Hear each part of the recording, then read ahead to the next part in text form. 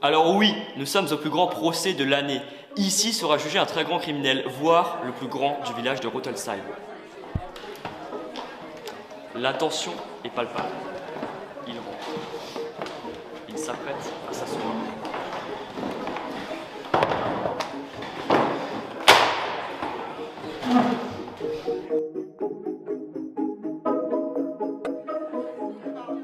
Monsieur Erdan Laracaille, vous êtes en détention provisoire en attendant votre procès depuis maintenant 36 jours.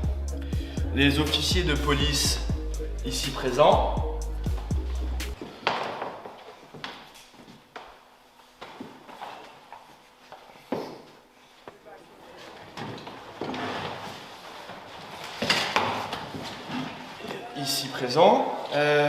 vous ont arrêté le 10 octobre 2022 pour meurtre de Monsieur Durand la nuit du 8 au 9 novembre.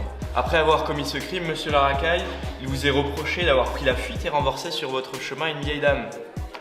Voyant dans le rétroviseur que 2 enfants avaient accouru pour la réanimer, vous avez actionné la marche arrière et vous les avez renversés. Des témoins qui étaient sur place sont alors...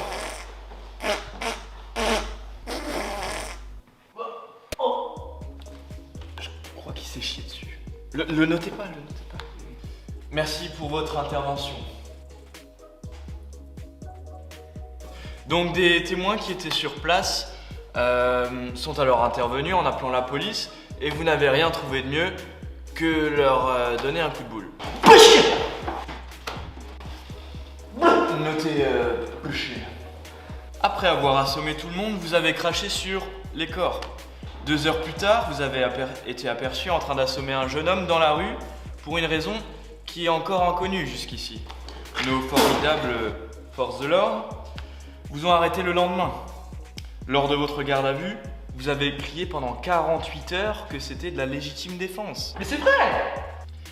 Vous l'avez tellement crié que vous avez presque rendu l'officier de police sourd. N'est-ce pas, monsieur?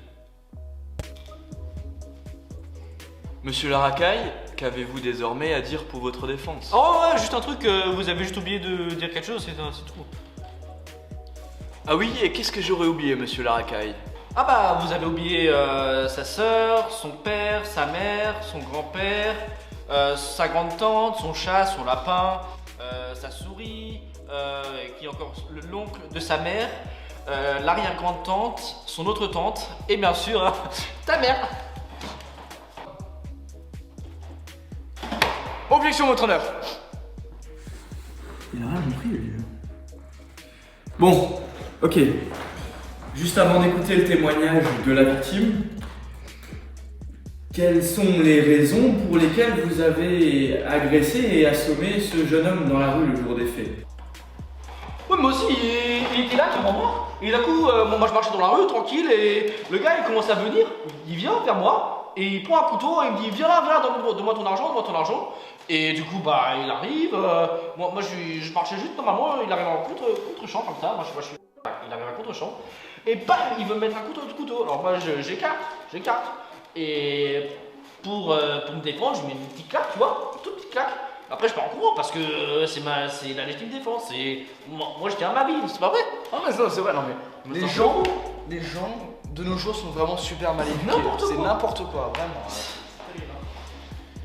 Eh bien, c'est votre jour de chance parce que nos fabuleux officiers de police aujourd'hui nous ont ramené une pièce à conviction, une magnifique vidéosurveillance de la scène. Hein.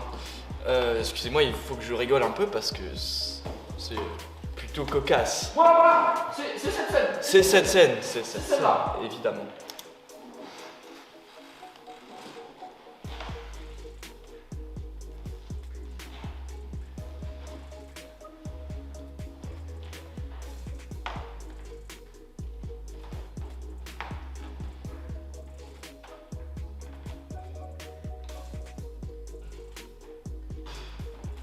N'importe quoi. Bon voilà. J'ai menti, d'accord? Mais bon, au moins je suis beau gosse.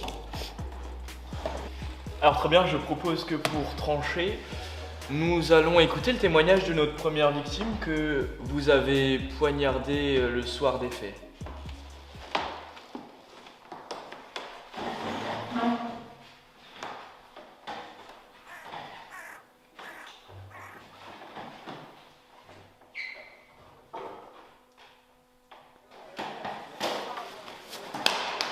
Oh, bavure policière.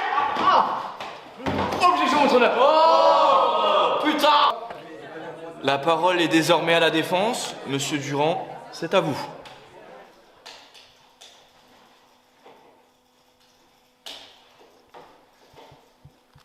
Quelque chose à rajouter peut-être, monsieur Durand?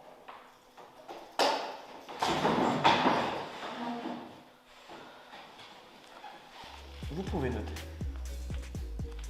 Très bien, merci pour votre témoignage. Monsieur l'accusé, quelque chose à revendiquer avant que nous passions aux preuves?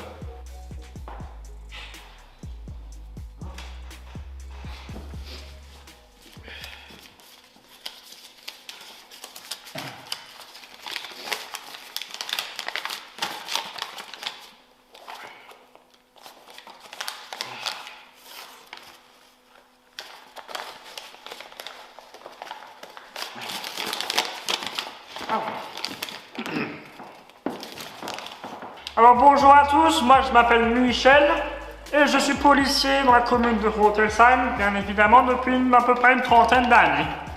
C'est moi qui ai été affecté lors de cette enquête pour pouvoir un peu étudier ce crime. Et bien sûr, c'est moi qui ai arrêté ce jeune délinquant. Et c'est moi qui vous présente maintenant ce qu'on a retrouvé sur la scène du crime. Et d'ailleurs, bientôt, j'organise dans la rue de Batzendorf, là-bas, une petite fête, c'est la fête de la bière, d'accord? Donc pour ceux qui veulent venir, vous êtes bien sûr les bienvenus. Mais bon, ça c'est une autre histoire. Hop là, tu peux passer le diapo maintenant. Donc voilà, tout d'abord, nous avons retrouvé une bouteille de Pico sur le lieu du crime. Ça suppose notamment que déjà monsieur délinquant a un très bon goût, hein, surtout. Et du coup, on suppose qu'il a été alcoolisé. Mais non, t'es con. C'est la mienne. C'est ma bouteille. C'est ta bouteille? Oui. C'est sa bouteille? Oui, c'est ma bouteille. Non, c'est ta bouteille. C'est ta bouteille.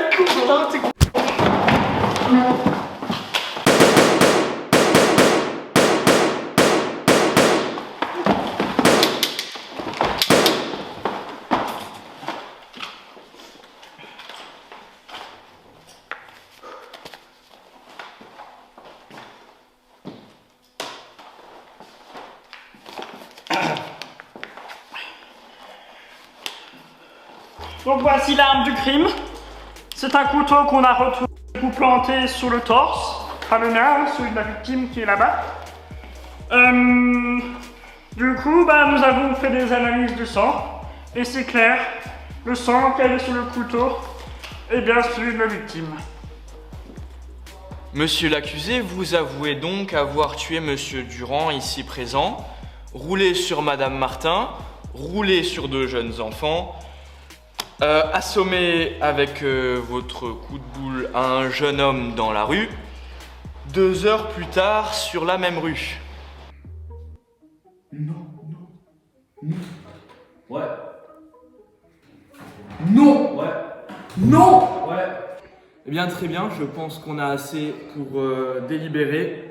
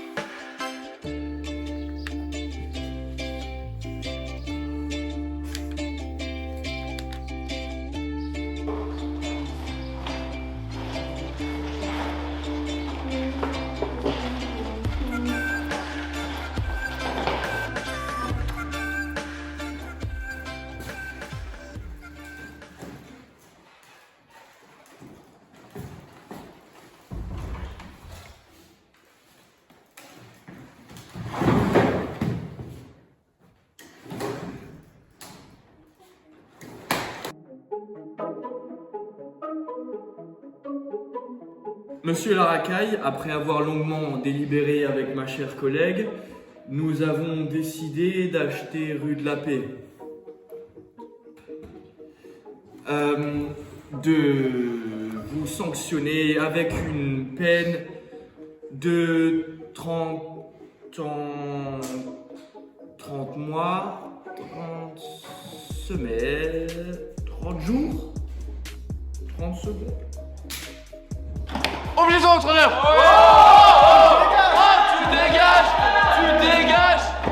Tu dégages. Connard, va. Très bien. Le marteau, je vous prie.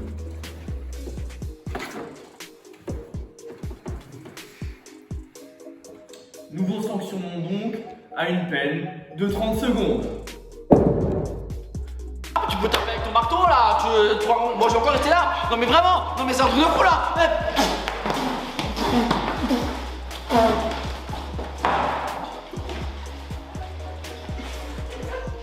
Eh ben écoutez, on a passé un super moment, pas vrai? Et ben voilà, c'est la fin de ce procès, j'espère que ça vous aura plu. C'est tout pour moi et on se retrouve tout de suite sur BPM TV avec le concert de Bigot et Folie.